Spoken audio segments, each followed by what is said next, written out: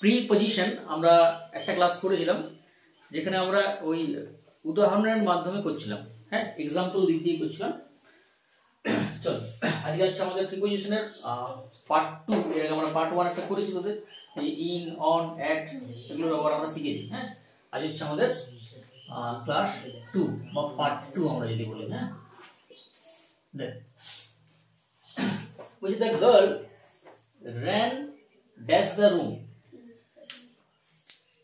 এখানে হবে into the room। কি হবে? into the room। আচ্ছা, into মানে কি রে? into মানে হচ্ছে তোর বাইরে থেকে ভেতরে ঢোকা। লিখে রাখবি পয়েন্ট করে, যে into মানে হচ্ছে বাইরে থেকে ভেতরে ঢোকা। কি আছে আমাদের এক্সাম্পলটা? কি বলছে? দ্য গার্ল মানে মেয়েটি ran into the room, অর্থাৎ মেয়েটি দৌড়ে ঘরে ঢুকেছিল। তাহলে কি হচ্ছে? বাইরে আসতে রে, নিজে নিজে কাজ কর। মেয়েটা কি করছিল? বাইরে থেকে ভেতরে ঢুকেছিল। তাহলে বাইরে থেকে ভেতরে ঢোকা কি হয়? ইনটু হয়। Clear? Next, the lion came dash its den। den মানে কি? গুহা। এটা হবে came out of।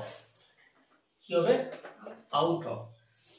out of মানে কি? out of মানে হচ্ছে ভেতর থেকে বাইরে যাওয়া। ঠিক আছে, তাহলে আমরা দুটো শিখলাম, একটা হচ্ছে into আর একটা হচ্ছে out of। ঠিক আছে, একটা হচ্ছে into আর একটা কি বললাম? out of। তাহলে into মানে কি বললাম? into মানে হচ্ছে আস্তে, into মানে হচ্ছে বাইরে থেকে ভেতরে। কি যাবি না, আমি যেটা বলছি শুন মন দিয়ে, লিখ চুপচাপ।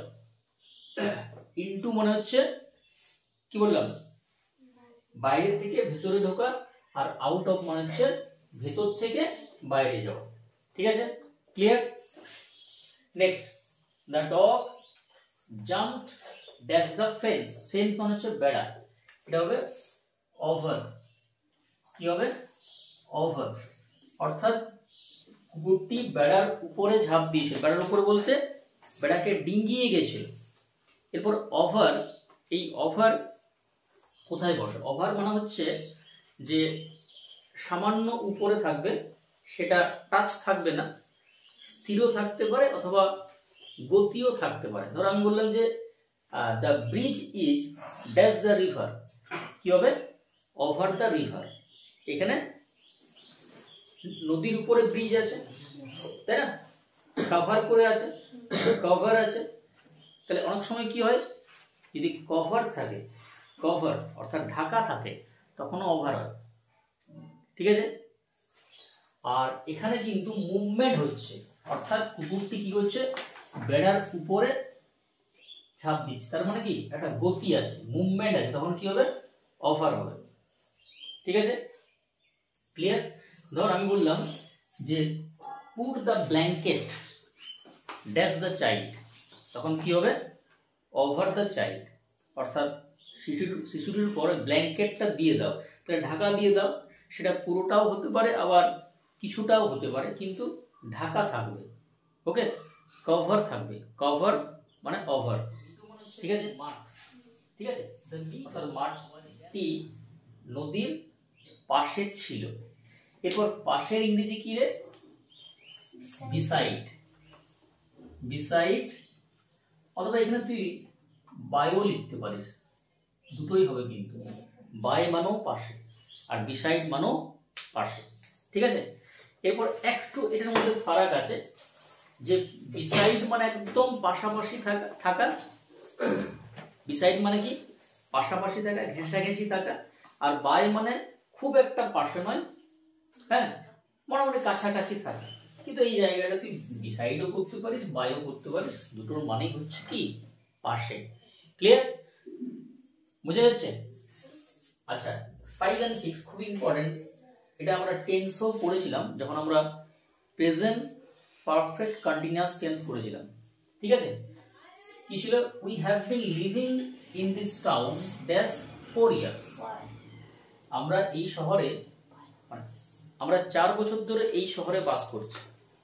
এখানে আমরা পড়েছিলাম একটা ফর আর একটা হচ্ছে সিন্স। হ্যাঁ, আমরা যদি বাংলায় বলি সেক্ষেত্রে ফর মানে হচ্ছে ধরে আর সিন্স মানে হচ্ছে থেকে। আমি 1 ঘন্টা ধরে পড়েছি, তাহলে I have been reading for an hour. আমি সকাল থেকে পড়ছি, তাহলে I have been reading since morning. তাই না? 3 দিন ধরে বৃষ্টি হচ্ছে, তাহলে কি হবে? It has been raining for 3 days. আর সকাল থেকে বৃষ্টি হচ্ছে, তাহলে it has been raining since morning. তাহলে যদি বাংলায় ধরে থাকে তাহলে ফর, আর থেকে থাকলে সিন্স। কিন্তু এটা বাংলার ক্ষেত্রে গেল, এখানে কোথাও বাংলা লেখা মাথায় রাখবে যে যদি পিরিয়ড অফ টাইম কথাটি থাকে তখন ফর হবে, আর পয়েন্ট অফ টাইম যদি থাকে তখন সিন্স হবে। এরপর এই দুটোর মানে কি? যদি সময়টা অনির্দিষ্ট হয়, পিরিয়ড অফ টাইম মানে কি? অনির্দিষ্ট, আর পয়েন্ট অফ টাইম মানে কি? নির্দিষ্ট। এরপর দেখ এখানে একটু ভালো করে বুঝ এটা, যে we have been living in this town dash 4 years. আমরা 4 বছর ধরে এই শহরে বাস করছি। আচ্ছা, কোন 4 বছর? বুঝতে পারছিস কোন 4 বছর? 2020 থেকে 24, না 18 থেকে 22, না 10 থেকে 14, কিন্তু এটা ক্লিয়ার নয়, বোঝা যাচ্ছে না। তবে এটা কি সময়? এটা হচ্ছে আমার অনির্দিষ্ট সময়। কি সময়? অনির্দিষ্ট সময়। সেক্ষেত্রে কি হবে? সেক্ষেত্রে কিন্তু ফর হবে। ক্লিয়ার? আর এখানে দেখ কি আছে, we have been studying in this school dash 2020। আমরা 2020 সাল থেকে এই স্কুলে পড়ছি। এটা নির্দিষ্ট না অনির্দিষ্ট? নির্দিষ্ট। কারণ আমি বলে দিলাম 2020 মানে নির্দিষ্ট হইবে টাইম। এবং যেখানে সিন্স হয় সেখানে কি হয়? স্টার্টিং পয়েন্ট হয়। এখানে 2020 স্টার্টিং পয়েন্ট আছে, তখন কি হবে? এখানে সিন্স হবে। ক্লিয়ার? এই দুটোই কিন্তু preposition. The books were distributed as the students. আচ্ছা বলতো, তোরা বল class 8। The books were distributed, এটা কোন ভয়েসে আছে? অ্যাক্টিভ না প্যাসিভ? কিসে আছে? প্যাসিভ। মানে বইগুলি বিতরণ করা হয়েছিল। কিসে আছে? প্যাসিভে আছে। কাদের মধ্যে?